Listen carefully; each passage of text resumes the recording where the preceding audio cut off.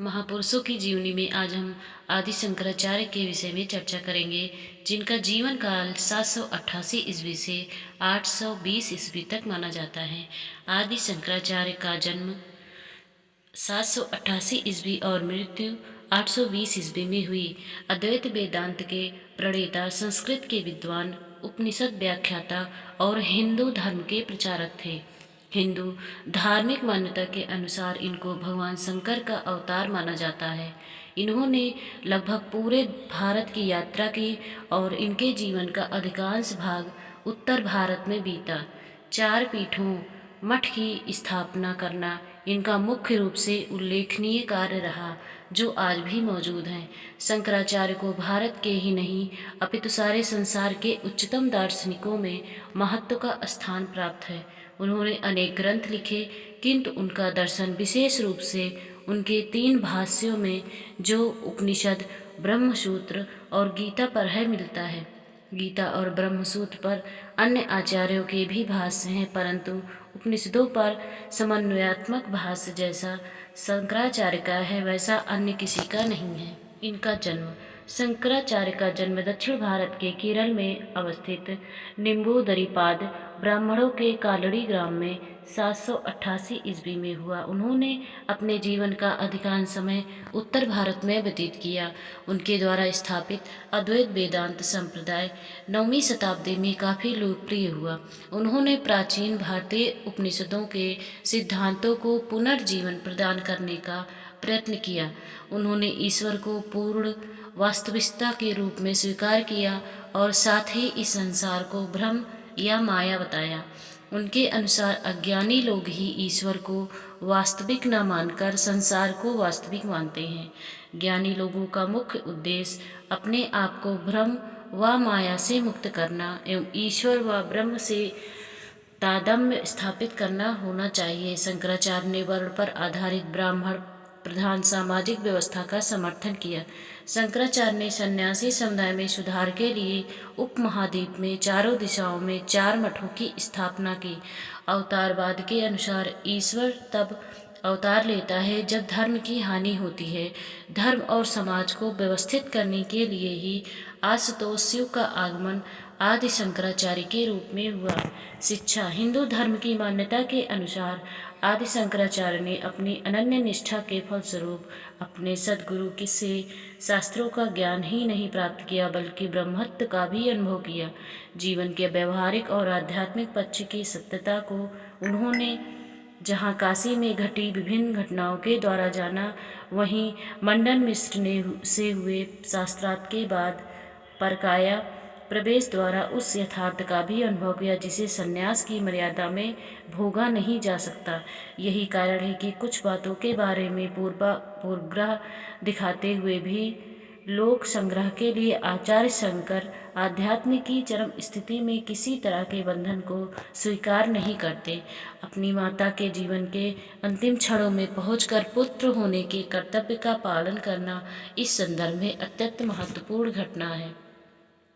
रचनाएं व व्यक्तित्व शंकराचार्य ने उपनिषदों, श्रीमद् भगवद गीता एवं ब्रह्मसूत्र पर भाष्य लिखे। उपनिषद, ब्रह्मसूत्र एवं गीता पर लिखे गए शंकराचार्य के भाष्य को प्रस्थान त्रयी के अंतर्गत रखते हैं। शंकराचार्य ने हिंदू धर्म के स्थायित्व, प्रचार प्रसार एवं प्रगति में अपूर्व योगदान दिया। उनके व्यक्तित्व में गुरु, दार्शनिक, समाज एवं धर्म सुधारक, विभिन्न मतों तथा संप्रदायों के समन्वयकर्ता का रूप दिखाई पड़ता है। शंकराचार्य अपने समय के उत्कृष्ट विद्वान एवं दार्शनिक थे।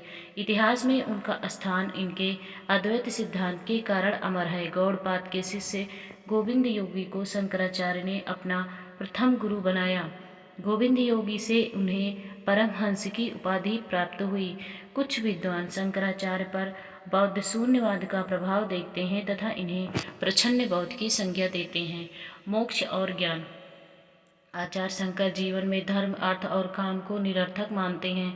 वे ज्ञान को अद्वैत ज्ञान की परम साधना मानते हैं, क्योंकि ज्ञान समस्त कर्मों को जलाकर भस्म कर देता है। सृष्टि का विवेचन करते समय की उनकी उत्पत्ति होती है।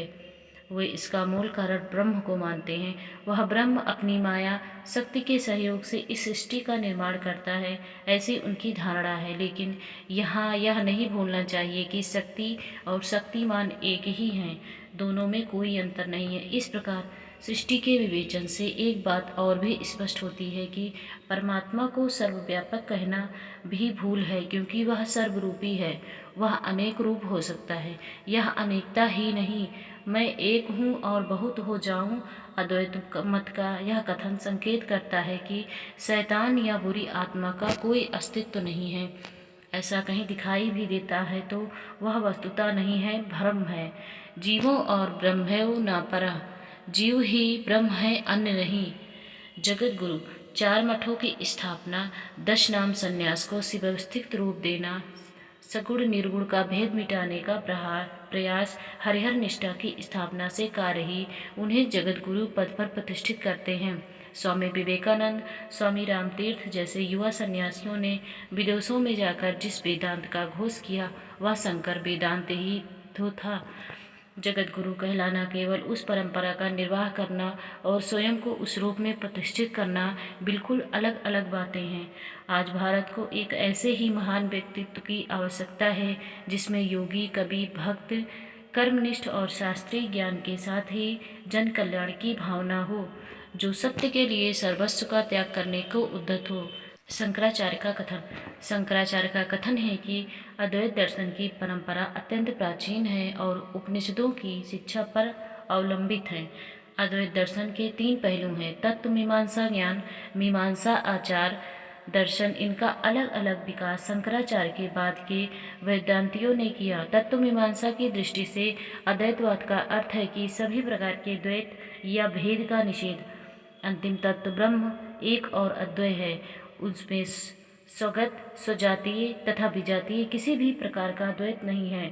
ब्रह्म निर्वय है, अविभाज्य है और अनंत है। उन्हें सच्चिदानंद या सत्यम ज्ञानम अनंतम ब्रह्मा भी कहा जाता है।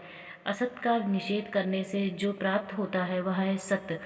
उचित अचित का निषेध करने से जो प्राप्त होता है वह है चित्त, और दुख का निषेध करने से जो प्राप्त होता है वह है आनंद।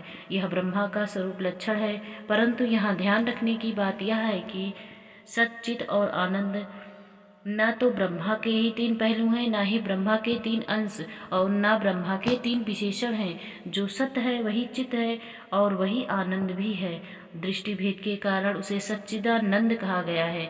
असत की दृष्टि से वह सत्य, अचित की दृष्टि से चित्त और दुख की दृष्टि से आनंद। अज्ञानता तथा मुक्ति। अज्ञान के कारण जीव अपने स्वरूप को भूलकर अपने को कर्ता भोक्ता समझता है। इसी से उसका शरीर धारण करना पड़ता है और बार बार संसार में आना पड़ता है। यही बंधन है। इस बंधन से छुटकारा तभी मिलता है जब अज्ञान का नाश होता है और जीव अपने को शुद्ध चैतन्य ब्रह्म के रूप में जान जाता है। शरीर रहते हुए भी ज्ञान के हो जाने पर जीव मुक्त हो सकता है, क्योंकि शरीर तभी बंधन है जब तक जीव अपने को आत्मा रूप में न जानकर अपने को शरीर, इंद्रिय, मन आदि के रूप में समझता है। इसी से वेदांत में जीवन मुक्ति और विदेह मुक्ति नाम की 2 प्रकार की मुक्ति मानी जाती है। ज्ञान हो जाने के बाद भी प्रारब्ध भोग लिए शरीर कुम्हार के चक्र के समान पूर्व प्रेरित गति के कारण चलता रहता है। शरीर छूटने पर ज्ञानी विदेह मुक्ति प्राप्त करता है।